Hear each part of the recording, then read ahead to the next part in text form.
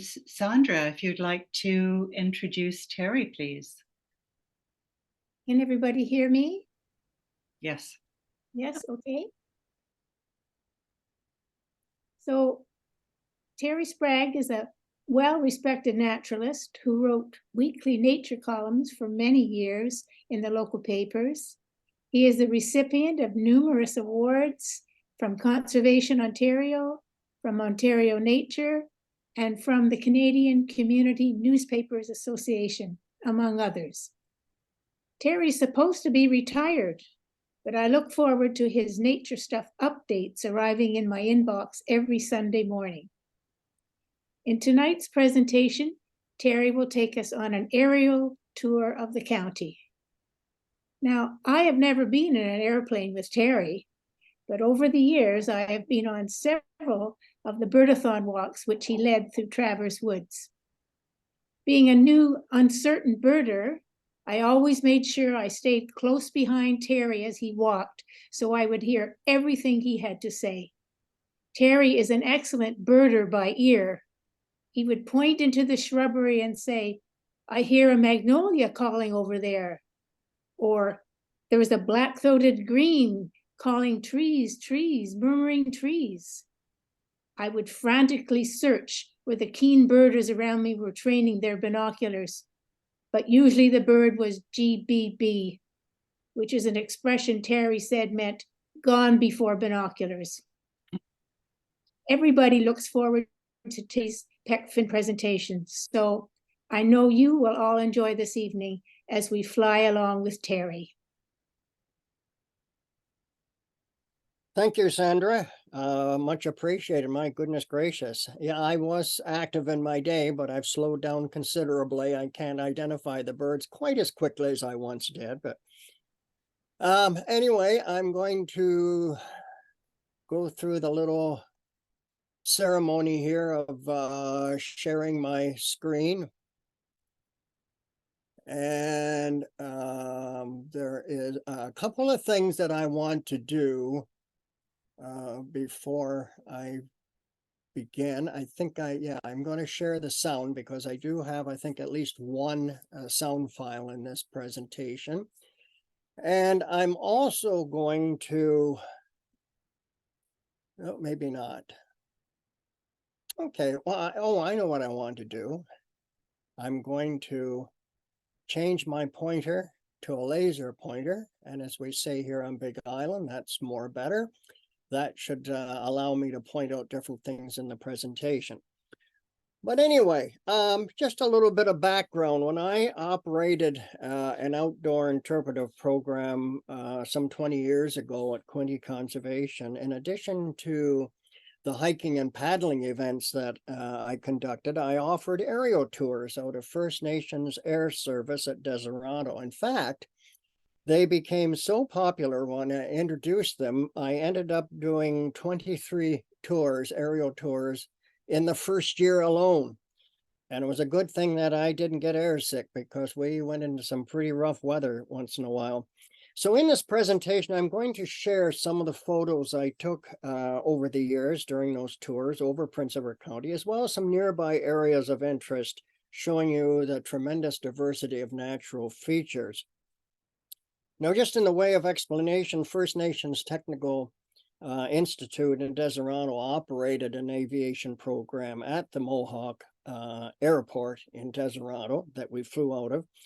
And I believe it was Canada's only Indigenous post-secondary program of its kind. The facility was home to Indigenous students from across Canada who trained to become commercial pilots who are in high demand to operate in and out of remote and underserved Indigenous communities. And they had, in addition, trained several pilots who the general public could hire, such as myself, to fly them wherever they needed to go.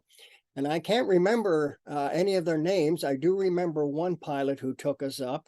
His last name was Gruben. And he was very proud to tell me that his grandfather was the optometrist in Picton for a number of years. So you may remember Dr. Gruben if you're of my vintage. Okay, here we go. Now, a little bit more background to my program. The paddle prop and walking stick was a title I gave to my program for a number of years, and the program actually ran from 1996 until I think it was 2016 or something like around that. No, not 2016, 2013, I think. So it was incredible for a program to run that long. It was the only one in this, I was the only one in this area doing anything like that. So I guess I had no competition and the program just exploded. The reason I ran the program, I was asked to create an outdoor program by the general manager, Terry Murphy, who many of you may remember.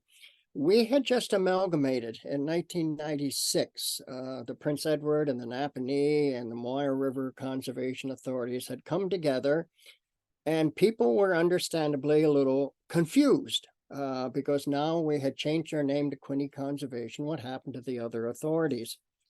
So my job was to sort of be the goodwill ambassador, you might say, through these hikes.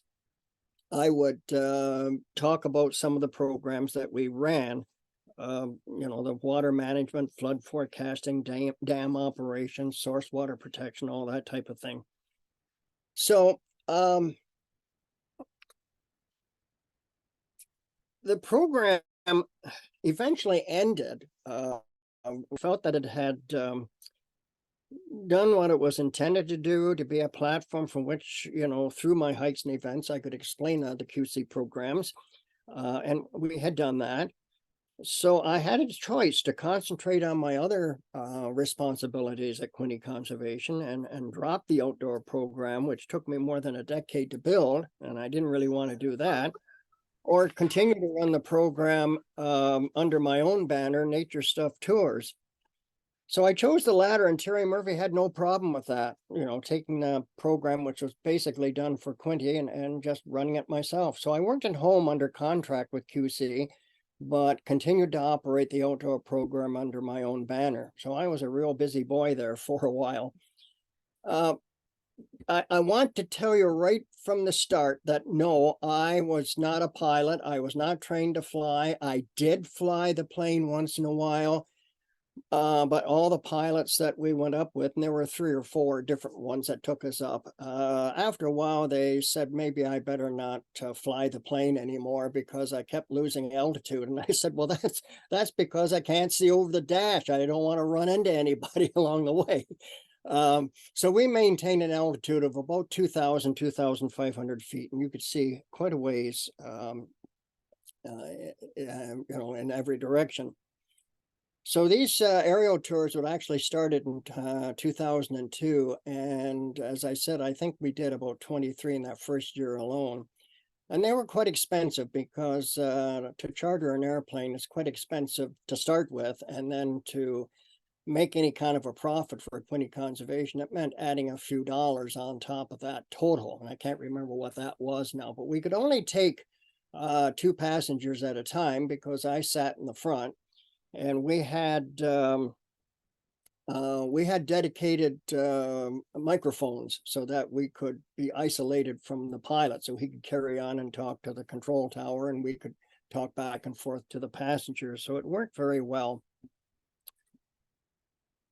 There's one of our pilots there on the left. You may recognize this gentleman here in the center. That's Stuart Murray, who went up with his wife Elizabeth. They were both planners. He was a planner with the city of Belleville, and she was a planner out of Picton. And tragically, she passed away, I believe, from cancer a few years after they were married. But they really enjoyed their trip. So we would take 2 passengers at a time, and it was a great program. I really enjoyed it. The Mohawk Air Service, the First Nations Air Service, had several planes, 13 in fact, And this was one of them. This was a 6-passenger twin engine plane, and that thing could really move. Now, I never got a chance to ride in it. I had a chance. I was invited. It was out there on the runway idling away, and I just casually asked, well, where are you guys going? And they said, well, we're going to Moosonee. Do you want to come along? There's lots of room. I said, well, sure. How long a trip is it? And do we land anywhere in between? And they said, no, it's about 3 hours. And I said, well, thank you very much, but there is no way unless we find a washroom facility somewhere along the way that I could possibly make that trip. So I missed out on that trip. But I was kind of secretly trying to organize a tour for the board members to take them up and do a complete tour of the Quinte Conservation watershed. They were looking forward to it, but we just couldn't seem to settle on a date that agreed with everyone, and so we never did it. So they had 13 planes, and this was one of them. They apparently had 2 of these. I never did see the second one, but 13 planes altogether. These planes are gone.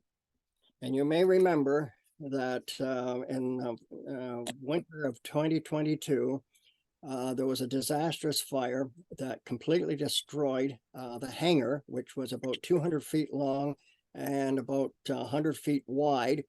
It was such a hot fire that it just, the planes just absolutely vaporized. There was nothing left of the planes. So they lost all their planes.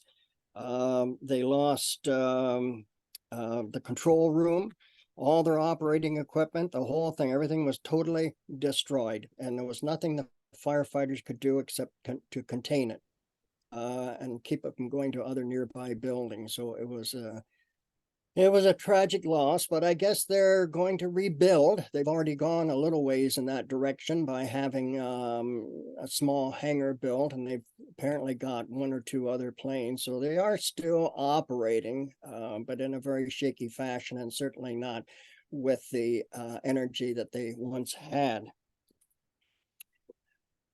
So as I mentioned earlier, we would take only 2 passengers in the back, and it's a little narrow. Now, this is a Cessna 172, and if you've ever been in a Cessna 172, you know it's very narrow in the back. And I couldn't help but laugh, to see them in there just pinned right in. They couldn't move. And I would get on the microphone as we were taxiing down the runway, and I would say, this is your co-pilot speaking. Thank you for joining us on our tour. Passengers will please remain seated until we reach cruising altitude. And they seem to get a lot of amusement out of that. So on our tours, we actually offered 2 tours. One was 1-hour tour. I think there's someone still there that hasn't shut off their microphone. If they could just check and make sure. We would offer 2 tours. One was a 1-hour tour, and the other was a 2-hour tour.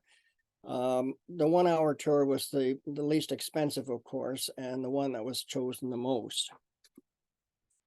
So first thing we would do, we would follow a route which took us over a lake on the mountain.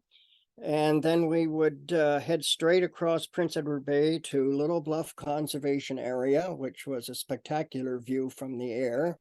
I think I've got another picture here. There it is. A beautiful area from the air. You can see the barrier beach here, the gravel barrier beach, and the little marshy area in the background. And if you can imagine, many, many hundreds of years ago, this was probably all joined to Prince Edward Bay, and then very much like sandbanks, the incoming waves made this barrier beach.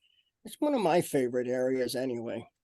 So we would go there, and then we'd follow the shoreline down to Prince Edward Point and Point Traverse and fly around there. Now, if we had extra time, we would go over to Main Duck Island. It just depended a lot on the wind. So this is the Point Traverse Woods. This is where I led some of those tours that Sandra was mentioning about on the trails through here. And then, like I say, if we had time, we would do a little flying out over the water. This is Timber Island. I should explain that Timber Island and Sweatman Island together form the False Ducks. There's a little bit of confusion there. Timber Island is actually classified as a provincial park because it's a nature reserve. There's no camping, of course, over there. And I'm going to point out now that all this white around the outside is not sand. It is actually zebra mussels. These pictures were taken during the peak in the zebra mussel population, and they're declining a little bit. There are a few quagga mussels taking their place, but the zebra mussels seem to have declined somewhat. And this is Sweatman Island, often called False Duck Island. You know, I don't really care what you call it, but technically it is Sweatman Island, and it forms part of the False Duck Islands. The main Duck Island, which was about 19 kilometers. Now, when you go over the water for any distance, you are required to increase your altitude from 2,000 feet to, I think it's 6,000 or maybe 5,000. The idea being is that if you should have engine trouble, you do not want to crash in the water because it will hurt if you hit the water at 100 miles per hour. The theory being that you will have enough altitude to be able to coast back to Prince Edward County and, I guess, crash somewhere in the Red Cedars. But we would often do the tour out to Main Duck Island, and this was an area that I used to do boat tours to, interpretive tours. And here's another view of it here. Again, the zebra mussels. It is part of Prince Edward County. I do have a separate slideshow on that, so I'm not going to spend a lot of time tonight on it. But there is some historical interest over there. John Foster Dulles, who was the Secretary of State under Eisenhower, he owned the island from 1949, I believe it was, to 1959. And he had a little cabin over there, and that cabin has since been taken down. And that's all that's left is the chimney. And we have the lighthouse here, which was built in 1914 at the end of the island. And this is the harbor coming into the island. It's a very small harbor. You can see the little dock down here that Parks Canada built for us. They built the extension so we could have some extra room to park our boat, because it is a very busy harbor in the summertime. There are sometimes 15 or 20 boats, and getting dock space requires a lot of negotiating to get the space. So this was one of our tours here. And this is a shot, it's a zoom shot. We weren't that low. We would have been charged, I think, if we dared to go that low. But this is the lighthouse at the end of Main Duck Island. So coming back, we would follow the shoreline of Prince Edward County, coming up the South Shore Important Bird and Biodiversity Area. Very beautiful stretch of water that few people ever get to see. Something that I did notice, and I wasn't quite sure what it was at the time, but I found it intriguing. And we'll just put some arrow, whoops, back that up. Sorry about that. There. You'll notice this line going through here, straight as an arrow, and you'll notice it especially down in here in the water, but it goes straight up here and ends about Smuggler's Cove. And I thought, well, is that a fault? You know, so I asked the fellow that I always go to for answers, which is Dugald Carmichael. He's a geologist. And he explained that unlike a true fault, the displacement of the bedrock on either side of it is insignificant. So it's not really a fault. It's called a pop-up. And because a pop-up moves only a small volume of rock, it could only produce a small earthquake of that. And there are actually two others back here that he pointed out to me. I think that may be one here. Just to give you an idea of where we are, this is Helmer Road coming in off County Road 13, coming in through here, coming around the corner, joining up with Babylon Road. Charwell Point, Paul Jones, whose name was mentioned here a little earlier this evening. He's a frequent visitor to Charwell Point. It's a bit of a struggle to get down there, and sometimes his vehicle shows it because there are scratches on it from all the shrubs and trees that are growing in towards the questionable road that goes down there. My vehicle is quite a bit wider, so I can't even begin to think about going down there. But when I did, I had a Jeep Cherokee back then. I was able to get out this far and was very disappointed to see where other ATV, or not ATVs, but 4x4s had actually managed to get across this shallow water and get up into here, which is kind of tragic because this is a very popular area for shorebirds. And here we are at Point Peter Provincial Wildlife Area, and Salmon Point. Now, this is an interesting picture, kind of a cool picture. And on one of our tours, it was a very, very windy day. In fact, I was a little surprised that pilot even agreed to go up that day. It was really, really windy. But sometimes the wind can act in your favor and make you zip along pretty fast if it's with you. Anyway, I asked the pilot, I said, could you just bank the plane a little bit so I can, point the camera down and get a shot? He said, sure. And when he did that, a gust of wind kind of took the plane and shook it. And it scared me half to death. I thought, oh, dear God, we're going down. But anyway, it resulted in me pressing the shutter prematurely, and I got this beautiful picture. And I've never been able to get a picture to match that ever since. But it shows the striking layers of limestone rock that form the tip of Salmon Point. And you can understand why the early schooners of bygone days met with disaster here.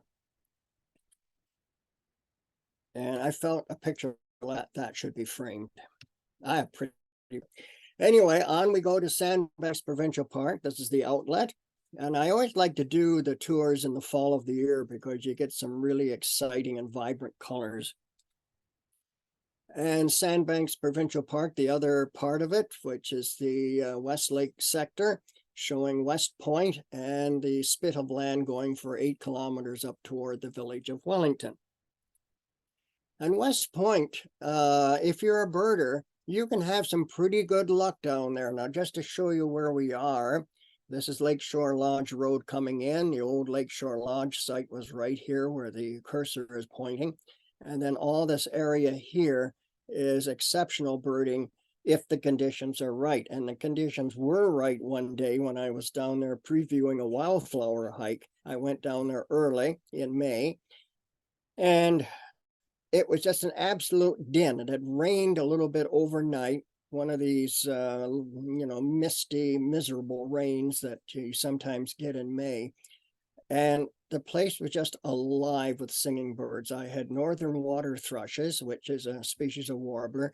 They were actually singing at my feet. They had landed, were totally exhausted, and I thought I had died and gone to heaven to see this population of birds, just so much song going on, and you just look in no particular direction, and all you could see was this movement in the trees. It was truly spectacular. And by 10 o'clock, when the wildflower hike was about to begin, all that activity had all but ceased, and it was just a memory. And, I don't think anybody believed me when I told them what I had seen earlier. Anyway, we're going to just cruise up the Lake Ontario shoreline of the Westlake sector. And something that's kind of interesting here, you may be familiar with this area. If you come into the parking lot, there is the remains of a paved road. It's got a closed gate on it. But there are the remains of a paved road. And you may wonder, well, what was that all about? Well, apparently in earlier days, before the park really understood the value of these wetlands known as pans, they would routinely bring up dump truck loads of algae and dead alewives and seaweed and all that sort of thing that they raked off the beach, and they would dump it up in this area.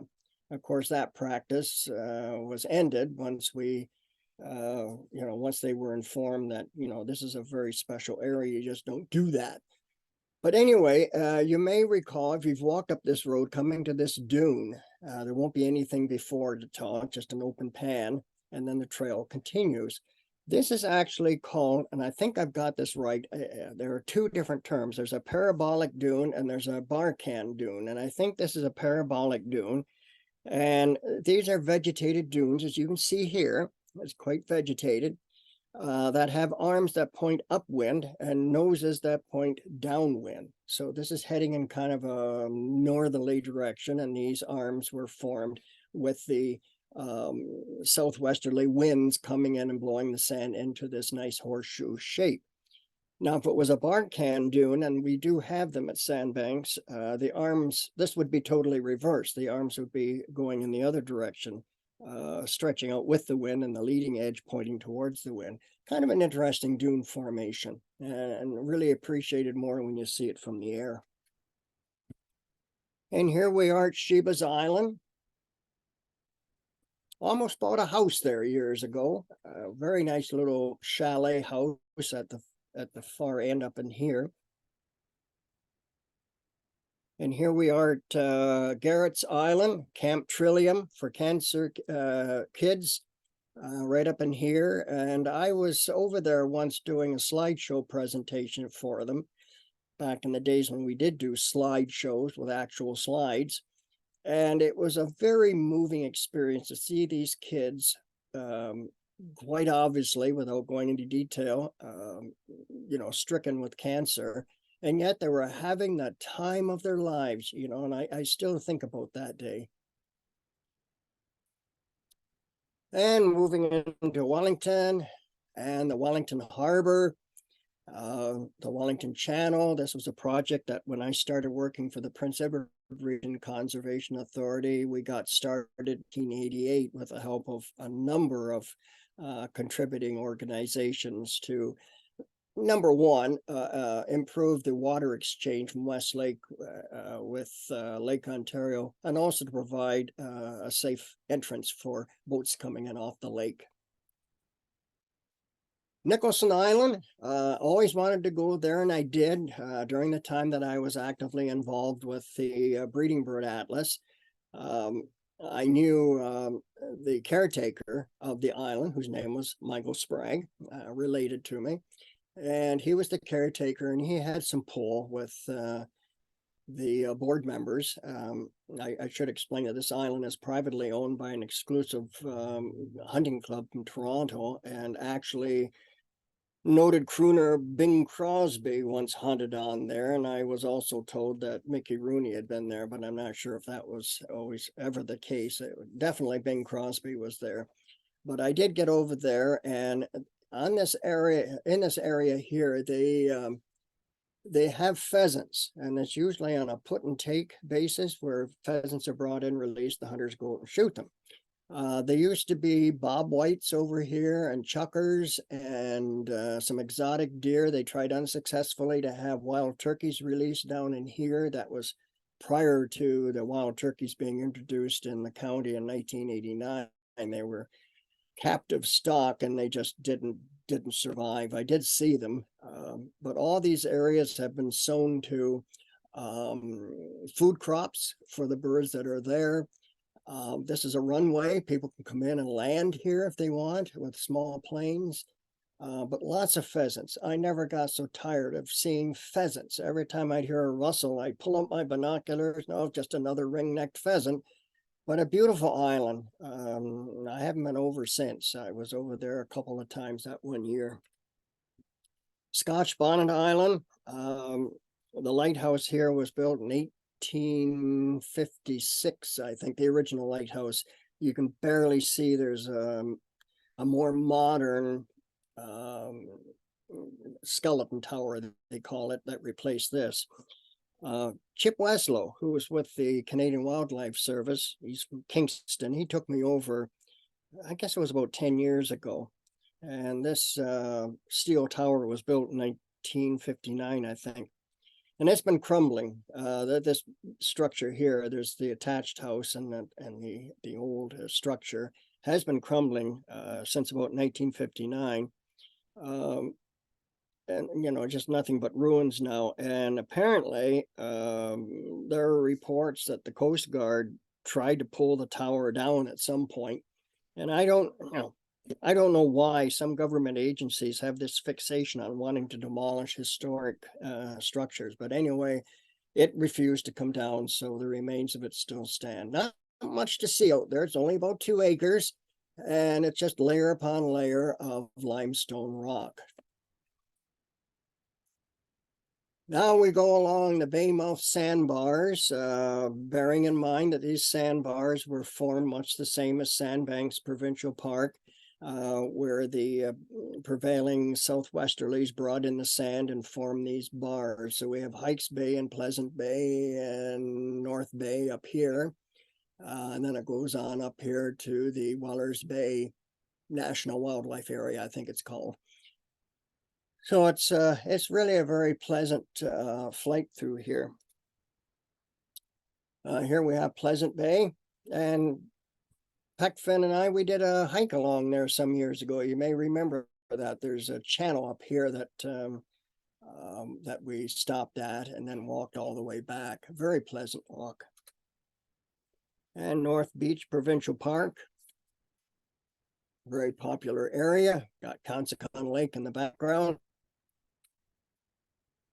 And just going back to this photo, if you look up here, you'll see this sandbar going up the Wellers Bay National Wildlife Area and Bald Head Island over here. And by the way, there's a pair of bald eagles nesting over on this island. Yeah, we watched them from our kitchen. We walked, you can walk from here to here, but here it's you're prohibited from being out there because of unexploded ordnances. This is the base of it here, and I think I see Margeros right down here. But it's a nice area to walk. I would like to say that I took this picture, but I just can't. I just fell in love with this picture when I saw it on the internet. But on our tours, if we had enough time, especially during the 2-hour tour, we would pass over just the end of Presqu'île, because Quinte Conservation didn't really want me to do any activities outside of their jurisdictional area. But sometimes we'd sneak in a little bit as we went to approach the Murray Canal. And here's the Murray Canal. It's about 8 kilometers in length. It was built in 1882, I think, to about 1889. And the idea was to build an alternative shipping route to the treacherous waters, surrounding Prince Edward County.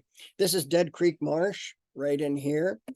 And Carrying Place is over here. This is the Murray Canal Bridge going through from Carrying Place. And you'll see a little object right there. That's the bridge that used to take the trains across. So the Millennium Trail goes all the way here to Picton. So that's a nice area too. Don't ever travel this road though. I did once. I took along a volunteer for the marsh monitoring program, and she never let go of the dashboard all the way. All she was saying was, "We're going to die. We are going to die." It was a gosh awful road, and we finally came to a side road here and got onto dry land, but I would never drive that again. Very rarely, in fact, I think only once were we ever allowed to go into the Trenton airspace. This particular flight was on Thanksgiving Day, and I honestly believe that the air traffic controller was the only person on duty, because he just wouldn't stop talking to us. He wanted to wish us a happy Thanksgiving, and what are we doing, and where are we going, and do we do these trips often? And he was just in a very talkative mood that day, probably the only person he had talked to all day. But he said, "Have a nice trip and have a happy Thanksgiving." Coming down the Bay of Quinte and the Quinte Skyway Bridge and Forster Island, that's Deseronto over here on the upper left. This is Forester Island. There used to be an orphanage here. There's not very much land, really. This is all marsh, but the land part is only in this area here. So there was an orphanage that existed for a couple of years.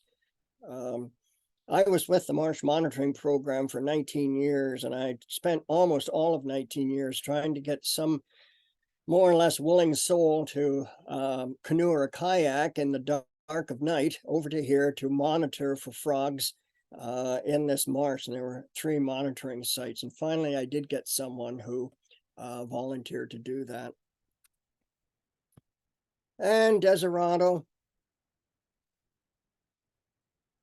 And just skipping around the county, sometimes we cut across the county if we couldn't get into the Trenton airspace. This is the big swamp. And this is County Road 4 coming through here and then making the bend to Ben Gill Road.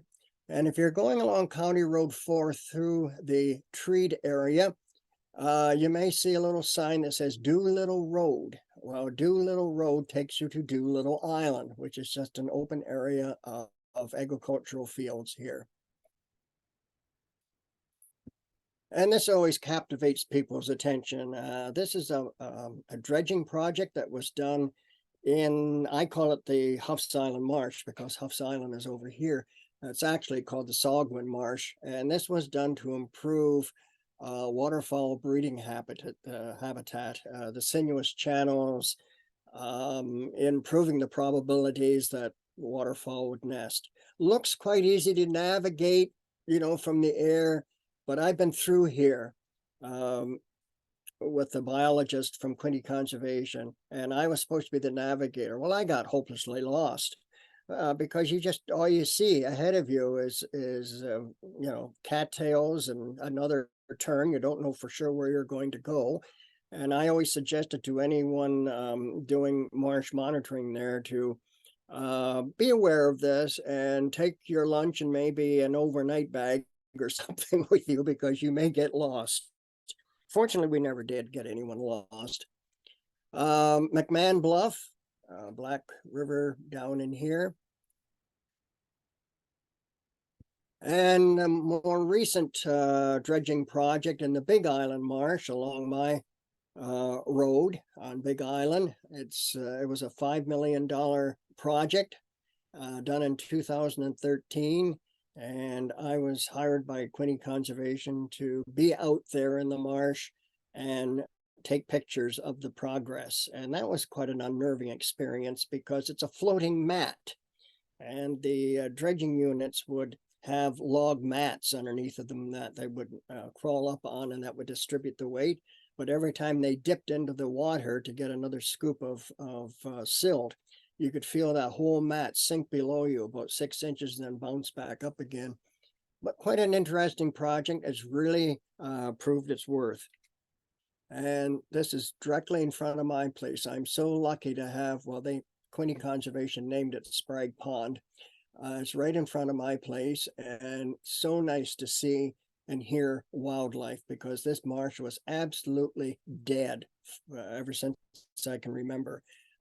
Some of the cattail mats were 3 to 4 feet in depth, hundreds of years worth of dead cattails, you know, all matted in together.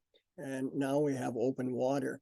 I'm seeing waterfowl that I never saw. Here just 2 weeks ago, there were between 100 and 150 tundra swans out here, and were they ever noisy. They were really kicking up a racket. And this is my house here, my little 2 acres.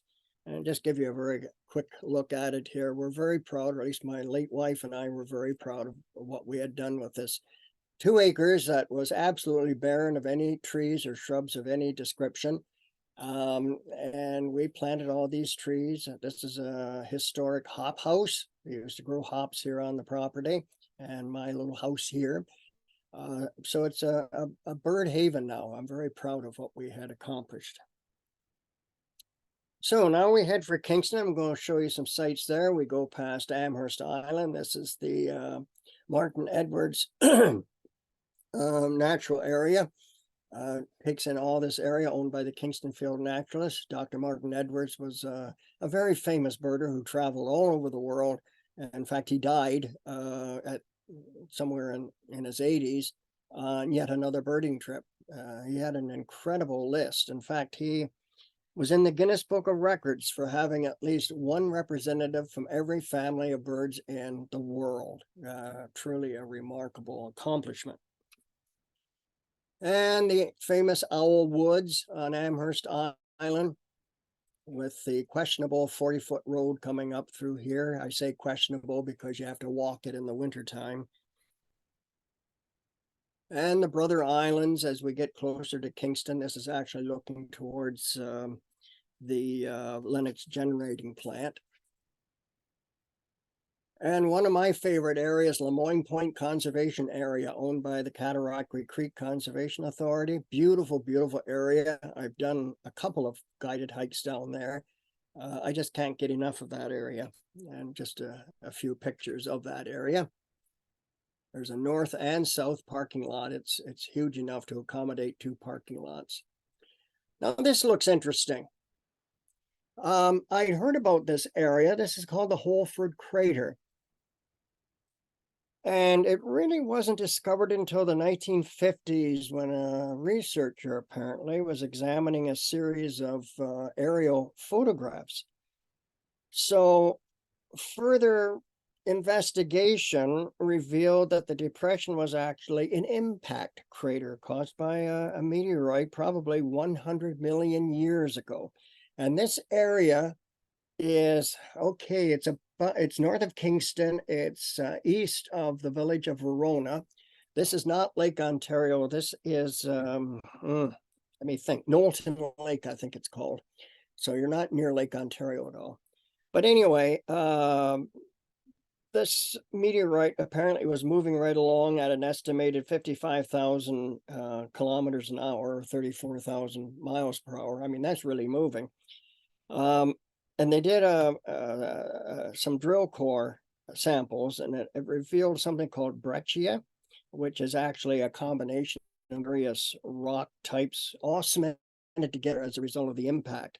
And the actual crater from here to here is about 300 feet, 330 feet in diameter, although the entire impact zone is more than 2 kilometers. See, I think I've got, yes, there is a plaque along this road. I think it's right here. And from that road, it doesn't really look too impressive at all. You know, it looks just like another swampy area. But from the air, I mean, it is really impressive. I kind of mentioned this. This is the new bridge on the 401 over the Salmon River. And I was asked by Jewel Engineering in 2005 if they could hire me to provide my comments from an avian perspective, what could be done to prevent barn swallows from nesting under here while they were replacing the bridge. And this was I enjoyed this. I mean, this was really, you know, really beyond my capabilities, you know, to imagine how they could keep the traffic flowing on 401 and still replace that bridge. And they did in sections. And we did most of this in the winter time. So I would give them instructions or suggestions on how they could smooth out the areas where barn swallows were nesting. Meanwhile, they were free to nest on this side, which they did.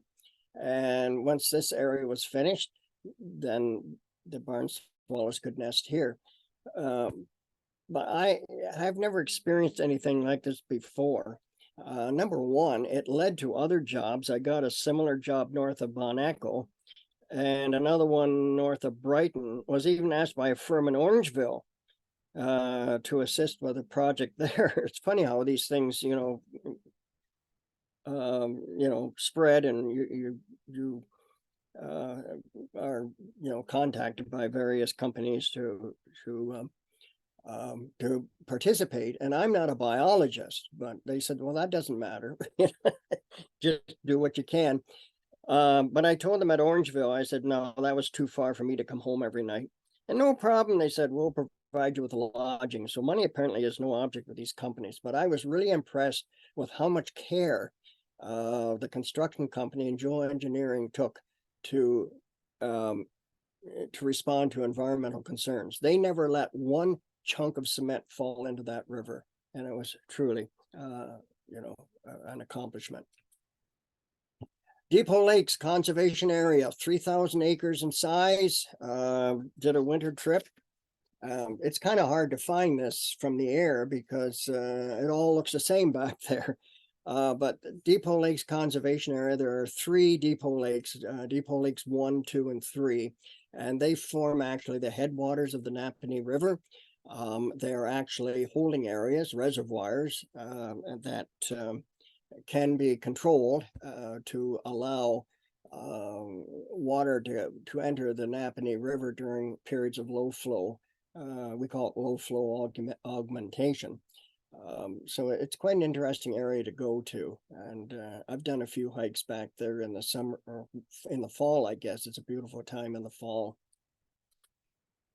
And then we also explored parts of the Rideau Canal. I did a kayak trip with a bunch of others from Kingston to Ottawa on the Rideau Canal back in 2003. It was the best experience I ever had. It was just a gorgeous area going from Kingston to Ottawa. Now, you may know this guy here. He's a well-known naturalist from Kingston, Chris Grooms.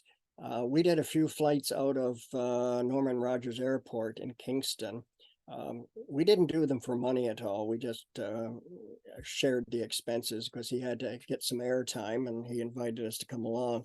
This young lady here, she's Louisa Aiello. She used to back up my guided hike. She lives in New Brunswick now, but we often talk about that day when she went up. I should have warned her, you do not look through a camera for long periods of time when you're up in an airplane because it gets to you after a while. It accentuates the motion, and she became quite sick, not to the point of throwing up, but she was very glad to get back down on Earth.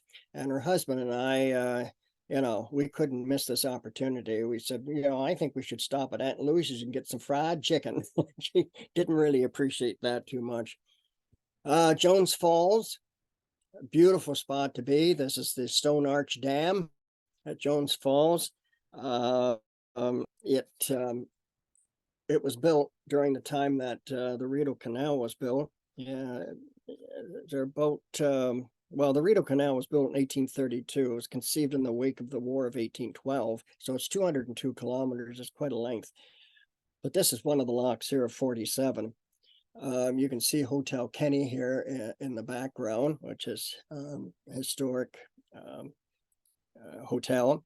And the Stone Arch Dam here, which is, I think, 50 feet in height, and it's about 350 feet, and it's shaped like a parabolic microphone, you might say. And before these trees grew in, you could actually stand here, talk in a normal voice, and someone standing here would be able to hear you. It was just an amazing feat, and all this was built by hand. There's another view of it. And Rock Dunder. Rock Dunder is a beautiful spot to go to. There is an entrance off the main highway, the Kingston Highway, or highway coming from Kingston. And it's quite a trek up there. I think it's about 4 kilometers, but a spectacular view once you get up there. And I will tell you right now, this is not something that I have done in recent years. With my wobbly knees and legs and my poor balance, I don't think I would stand out there. And it's a 275-foot drop straight down if you were to slip and fall. But it is a spectacular view. And from here, you can actually see on a clear day, you can see the Thousand Island Sky Deck Tower. Of course, you're only looking at 30-some kilometers, but it's quite spectacular to think that you can see it from that distance. Kingston Mills. Got to take a picture of a penitentiary, Collins Bay Penitentiary. And now we head back to Deseronto to land. Coming in for a landing. And we've arrived. We're back. I'm happy to say that during our many aerial tours, we never had an unscheduled landing. We had some rough weather, but we had very experienced pilots and never had to worry about them. The landings were always smooth. Obviously an internet photo. So thank you very much. If you have any questions and there's still time to address those, I'm just going to there.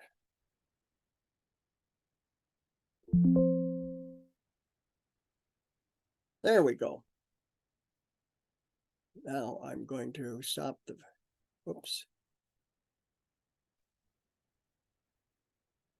Stop the share. That's what I want to do. All right, there's everybody again.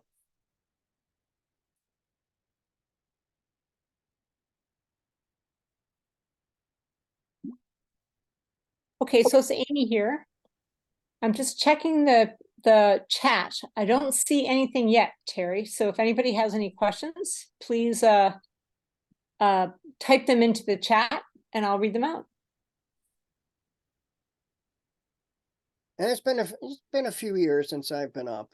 You know, I like going up with Chris Grooms. He's always lots of fun. Okay, here's one from Trish Direwolf. Hi, Terry. I was wondering a bit about that Doolittle Island you mentioned off of, she has a $sign. Does that mean something to you, Terry? I did mention Doolittle Road, which is Doolittle, right. Okay. Goes into Doolittle Island. Yeah, I may have placed my cursor there to indicate where it was. And then she said 4. Oh, she meant, sorry, County Road 4. Okay, there was another text after it. Yeah. Yeah, okay. I've been in there once. I don't know why I went in, but there used to be historically quite a heronry in there of about 250 nests, but that was before my time. Okay, that's great. Now we've got some other ones. So I'm just getting used to this again. Oops, sorry. Thanks, Trish. Okay. And then we've got a comment from Birch. Terry. Oh, yes. Sorry, I've got to go down. The barrier has formed over the outlet of Pleasant Bay. Never seen this before. So that's pretty neat to see that barrier over there. Yeah, when we did our guided hike there, it was open, but it's never open very much. I don't think you can walk across it. Well, you might be able to, depending on the temperature of the water. I mean, it was always our hope that we could keep on going to Hikes Bay from there, but then you'd have to walk all the way back. Yeah, that's an interesting sand spit through there, just like sandbanks. You know, it's got the same plants, same animals, same dune formations. It's just on a smaller scale. I think I was on that walk with you with PEC. Yeah, you were. I got you on film. Yeah, it was great. Okay, we've got a comment from Marilyn Sprisler. Loved your presentation. It's a real treat to see all these familiar areas from the air. It's great. Okay. It's great. It's great, you know, and thank you very much for that comment. But it's such a treat to be up in the air at that height and be able to see everything like that. You see things that you don't normally see from the ground level. Yeah. Okay, there's a comment from, yeah, it's amazing, Terry. Here's a comment from Dave, who I think is from Coquitlam. There's a mention of this being available on YouTube. Could you mention where on YouTube again, please? Dave, I'll send, once we have the link up on it's the South Shore Joint Initiatives YouTube, but I'll send that out to the membership and to the people who have asked for a link to this talk so they know where to get it online. But I'll do that. That might take a couple of days because we have to get it up onto the YouTube. Okay, we've got another message. Oh, here's Mark. Mark Sagan. Hi, it's Mark Sagan here. How much did you charge for the aerial tours? Someone else asked me that, and you know, I think it was $150 per person. I believe, because we had to realize a profit, a little bit of profit, not much. Quinte Conservation never really expected a profit. You know, I was still doing these to help advertise Quinte Conservation, but I think it was around $150 per person. A little bit more if we took the 2-hour tour. But we had a waiting list all the time, so money didn't seem to be any object at all. Yeah, and speaking of Scotch Bonnet, I think Mark helped protect the lighthouse on Scotch Bonnet, what's left of it.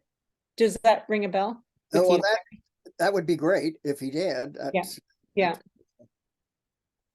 Mark, you can jump in there if you want to. Okay, so a comment from Trish Darwolf. Such an interesting presentation. Thank you. And then she writes, my husband is a local lake surfer and enjoyed seeing your beautiful shots of the various shorelines. So that's a comment. Oh, well, thank you very much. I appreciate your comment. I think, looking back, I think maybe that shot of Scotch Bonnet was taken by Brian Credicle, who lives in the Massasauga area. 3 of us went up one day and got a whole bunch of shots, and he made a video out of it, still on YouTube. And they chose the best shots. We all took our best shots, and I think that particular picture was his. So I can't take credit for it. Okay, here's a comment from John Foster. Have you thought of putting this presentation together as a photographic book? Oh God, another book. The pictures are kind of dated, as you may have noticed. I mean, they were taken back in the early 2000s, a lot of them. And, things have changed. I don't know whether it would get much of a sale, but it's an interesting idea. Certainly I'll consider it. I just need a financer. Okay, Terry, I'm not seeing any other comments. Okay, wait a minute. Here's from Marjorie. Mark had the Scotch Bonnet Lighthouse dedicated, which meant they were supposed to conserve the lighthouse at its condition at the time of designation, but nothing has been done. So there you go. That doesn't surprise me. Really. Yeah. And then Bert says, you can commission me to do your images. I think he means for the book. For the book. Terry, right. Yeah. Commission, does this involve money, I wonder? Bert, any comment? Okay. So, oh no, he goes, no, I'll do it for free. Oh my goodness gracious. That's great. Okay, Terry, I think that is, see, anybody else have questions? Try to get them in there quickly. Nope. Okay, well, Terry, I get to do the thank you. So I'm going to shut down the chat here, turn on my camera. Here I am. Okay, Terry, once again, that was just an absolutely terrific talk. And, Thank you. Every time I hear you speak or meet with you, go on a walk, and I've known you quite a while now. And it just always impresses me how much you've done, and in so many different ways, taking people on walks, writing the books, doing this stuff for Quinte Conservation, all the places you've worked, including sandbanks and all of that stuff, Terry. It's just amazing. And you have such a knowledge of the place and your own, and what always strikes me is you seem to have gotten it through your passion for nature, your passion for the area and everything. So it's so impressive. But anyway, we have a thank you for you here. Just hand it through the screen. Yeah. Bag sewn by Myrna, and I'll get it delivered to you very soon. So thank you so much, Terry. But it's just so amazing to get this whole new perspective on the wonderful place that we live. And so thank you, Terry. That was just terrific. Oh, it's my pleasure. My pleasure. Thank you very much.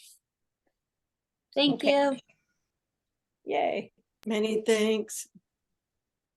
Well, thank you everyone for coming. And we hope you will join us again on January the 30th, when Jennifer Gagne, who's a terrific speaker as well, is going to talk about urban forests, tree canopies, and how they're maintained and how important they are. So hope to see you then. And if you're not a member, we encourage you to join PECFIN. Thanks, everyone.